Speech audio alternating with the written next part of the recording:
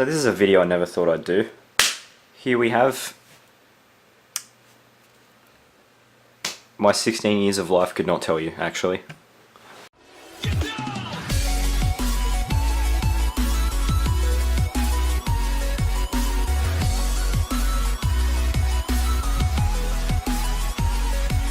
So yes, anyway, here we have a, I'm guessing, 1999 PC. Story is, I got this from the tip for $10, and a tip is a resource recovery center, whatever you people call it. It was just sitting outside. I'm like, oh my god, that looks old as shit. It is. Vintage gaming, you know, I'd like to get into it since it's just something I never got to experience. I was born in the very early days of 3D, but then again, didn't actually get to play. It's not in terrible condition, considering it was thrown around. It was much more dirty than this. I did clean it though, quite a lot, because it was a biohazard before. So the solvent I use actually took off the colouring for this beautiful Pentium 3 sticker. I was quite sad about that.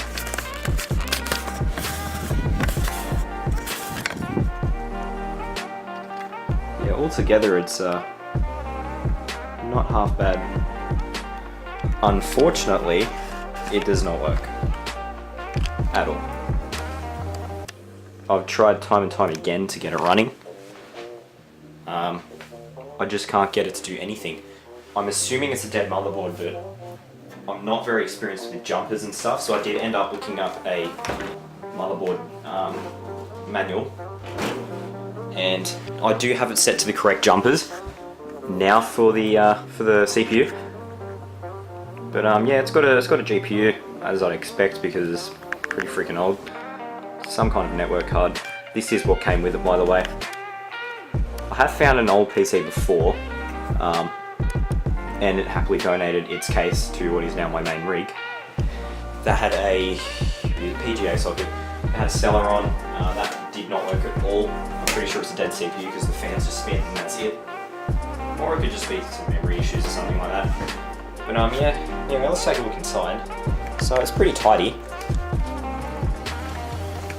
Let me get some light in here. So it's a Pentium 3 800. Front side bus is 133 megahertz, I think. Yep.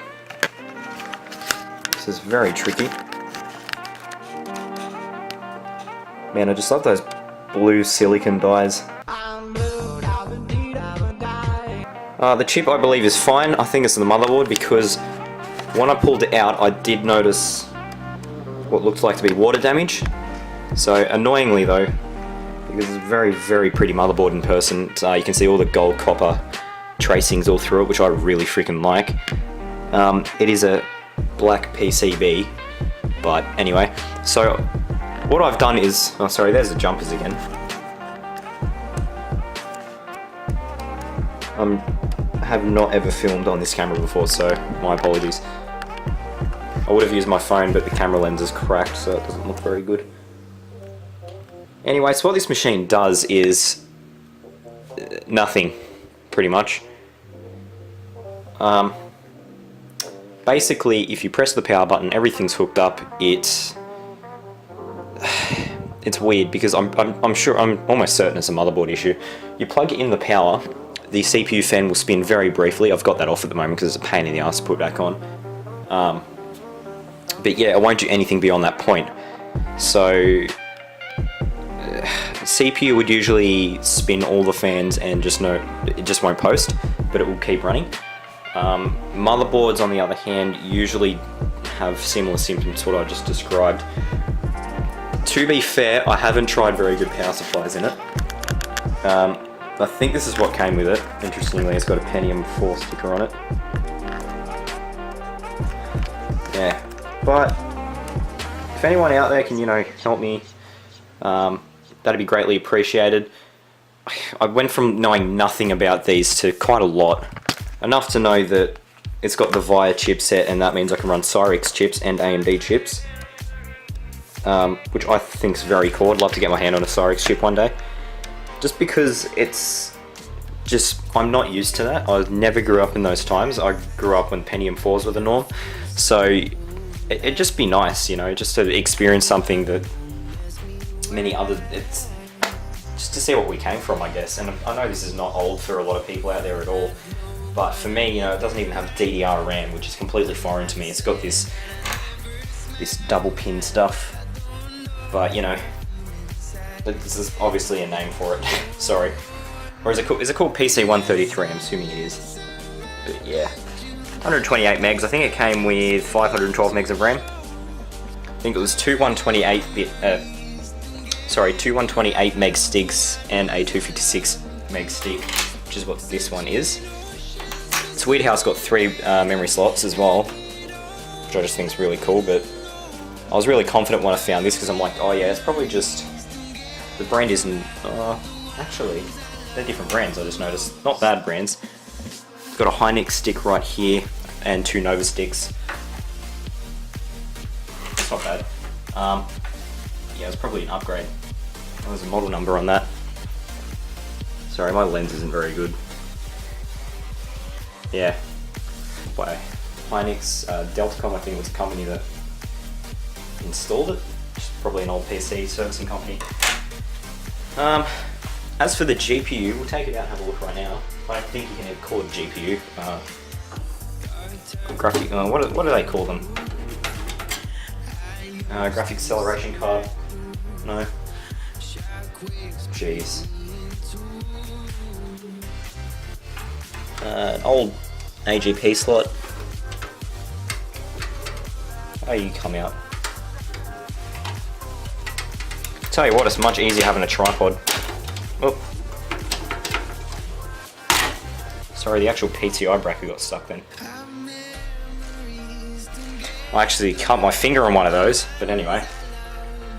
Everything's probably out of focus here because this camera doesn't have autofocus. So I have to manually focus everything. So it is, I'm pretty sure it's an NVIDIA TN2 card. Maybe. Something like that. Anyway, thanks for joining me on this old PC. If anyone can help me out in the comments, it'd be nice. But yeah, I'd love to get into vintage computing.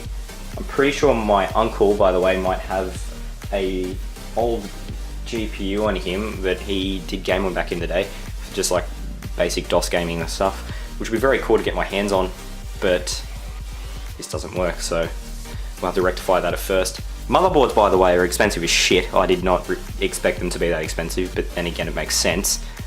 So it's particularly this one is about at 200 AUD, depending on where you are in the world. I think it'd be cheaper, but you know. By the way, what is the board? I think it's an MSI board. Let me check my downloads here. I downloaded it on my main rig. The motherboard shit. Oh, hard drive noises. Speaking of hard drives, it has an 80 gig IDE drive, which I thought was actually relatively large for the age of this machine. Is it an 80 gig? Actually, it might be more than that. I feel like it is. I'd expect to have like a 10 gig at the most. I can't seem to find the PDF that was for the motherboard. Anyway, if you enjoyed this video, be sure to like the video and increase the demand, and I'll make many more. You know, I haven't uploaded in a very long time. Usually I'm more racing orientated. But yeah, have a good one.